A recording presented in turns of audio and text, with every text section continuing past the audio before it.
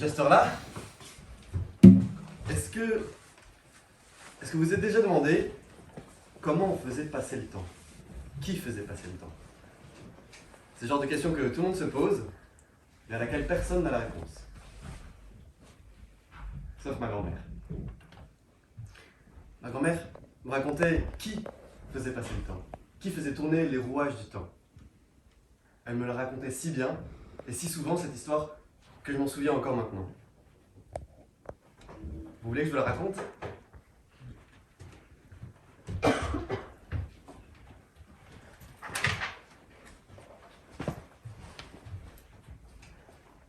Cette personne qui fait tourner le temps, selon ma grand-mère, c'est la grande horlogère. C'est depuis la Lune qu'elle effectue ce travail.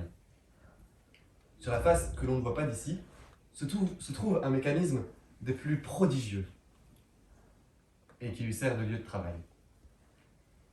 Depuis la nuit des temps, elle se lève tous les matins à la même heure pour remonter les mêmes pendules, rajuster les mêmes cadrans et vérifier les mêmes mécanismes. L'horloge est d'une complexité sans nom et c'est à l'oreille que la grande horlogère fonctionne. Quand le coucou sonne, elle remonte la pendule. Au troisième cliquetis du premier rouage, elle remonte le ressort qui correspond et quand la pendule sonne 7 fois, c'est qu'il est temps de changer les aiguilles. Vous vous en doutez, ce métier est parfois d'un ennui terrible. Et la grande horlogère, depuis la Lune, envie bien souvent les humaines et les humains qu'elle observe depuis la Lune et qui passent leur temps, eux, plutôt qu'à le compter, à parler, rire, pleurer, s'amuser, travailler à toutes sortes de choses, bref, à vivre. Surtout, la grande horlogère se sent seule. Les tic-tac et les engrenages sont ses seuls compagnons. Elle n'a personne à qui parler. Un jour, n'y tenant plus, la grande horlogère fait ce que les immuables lois de l'univers lui interdisent de faire. Elle se décide à sauter le pas, à descendre sur Terre.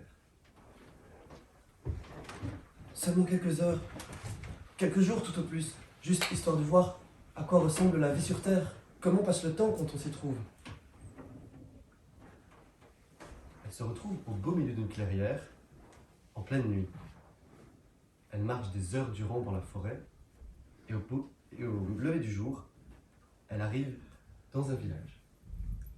Le premier être humain qu'elle voit est un homme. Il a le regard méfiant, une barbe de 3 jours, de grands yeux bleus, et il est si beau.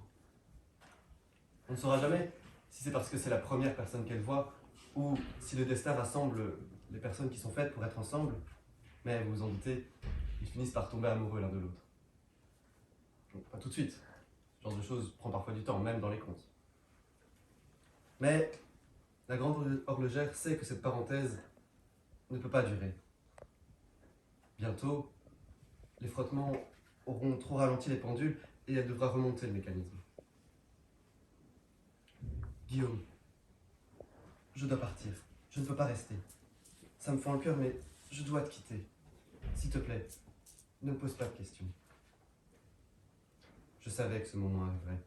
J'aurais aimé te retenir encore un peu, mais on gardera, chacun de notre côté, le souvenir des moments joyeux. Je me souviendrai de toi, ta façon de scruter la lune tous les soirs, et cette même lune me rappellera tes yeux.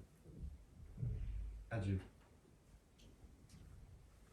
De retour sur la lune, la grande horlogère pleure sans discontinuer. Son âme tout entière lui hurle de retourner sur Terre. Et au diable la grande horloge à faire tourner. Au diable le temps. Puisse-t-il justement s'arrêter de tourner pour faire durer les moments doux comme ceux qu'elle vient de vivre. Mais elle sait que ce n'est pas possible.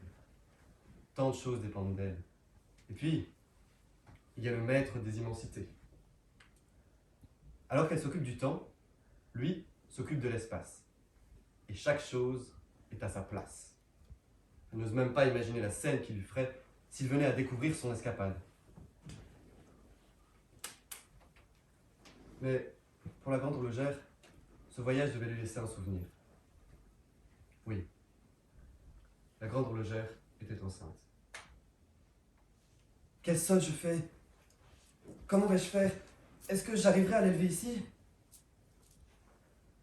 Après avoir bien réfléchi, la grande horlogère a un plan. Elle sait que le plus grand danger pour son enfant est qu'il risque d'être au courant des secrets absolus de la création. Un humain ne peut avoir accès à de telles connaissances sans troubler l'ordre de la nature. Comme elle sait que tout son travail repose sur son ouïe, elle sait aussi que le seul fait d'entendre les sons qui la guident pourrait compromettre la vie de cet enfant. Avec les années, il finirait par savoir ce que signifie le cri du coucou, le cliquetis du premier rouage et les 7 sonneries de la pendule. Si elle veut le protéger, il faut que cet enfant n'entende rien. Quelques mois plus tard, la Lune compte un nouvel habitant, un petit garçon. Et la grande horlogère use de ses pouvoirs magiques pour ôter l'ouïe à son fils. Puisses-tu ne rien entendre de ce qui pourrait te condamner. Elle appelle son fils Côme, qui vient du mot cosmos, parce que sa naissance est un peu comme un pied de nez aux lois de l'univers. Les années passent dans la douceur. La grande horlogère et son fils vivent heureux. Mais un jour, le maître des immensités découvre son existence. Quoi? Tu as un fils? Comment est-ce possible? Ne me dis pas, tu es allé sur Terre? Te rends-tu compte de ce qui pèse sur toi? Les responsabilités qui sont les tiennes? Tu as enfreint les lois les plus fondamentales de l'univers. Et tu as en plus ramené un humain ici? Pitié, il ne sait pas à quel moment l'horloge doit être remontée, graissée ou ses engrenages remplacés. Tu sais que ce sont les sons qui m'orientent, et lui n'en entend aucun. Même s'il le voulait, il ne pourrait pas utiliser l'horloge. Je te le promets. Ne lui fais pas de mal, je t'en supplie. Il ne peut pas rester ici. Et il ne pourra pas y revenir. Au mépris du désespoir de l'enfant et de sa mère, le maître des immensités renvoie Côme sur Terre. Si un jour tu devais le revoir, sache que la terre sur laquelle nous veillons connaîtra des temps plus rudes qu'elle n'en a jamais connus. Le froid s'abattra, l'eau se changera en glace, les plantes finiront par mourir, et avec elles, les animaux et les humains.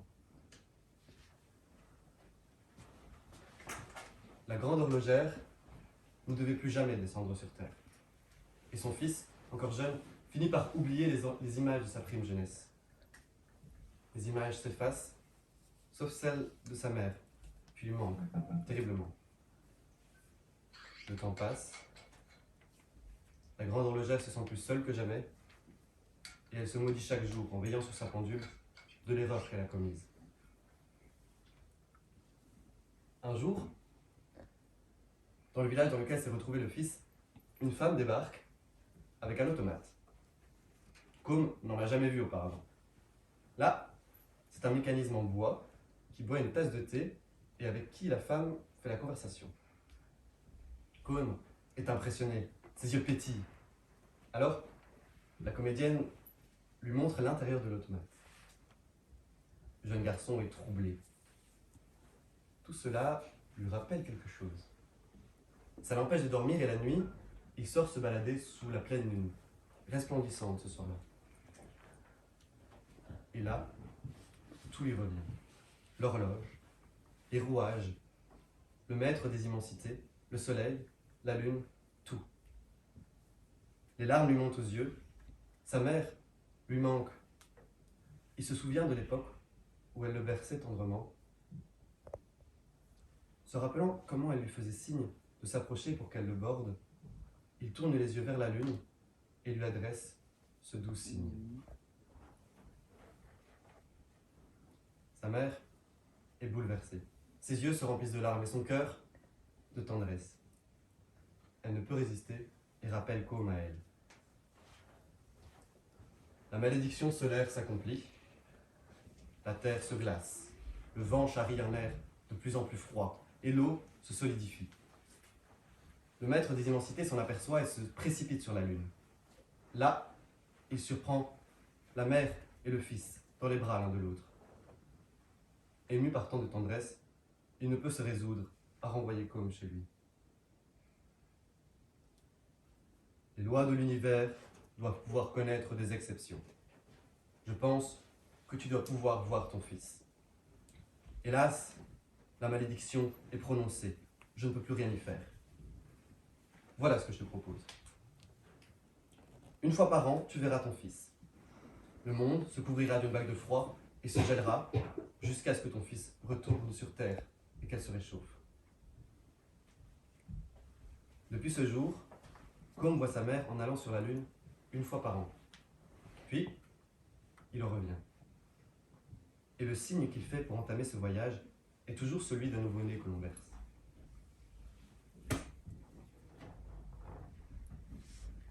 Et c'est ainsi, d'après ma grand-mère, qu'est né l'hiver. Et le signe, pour désigner cette saison, est resté le même.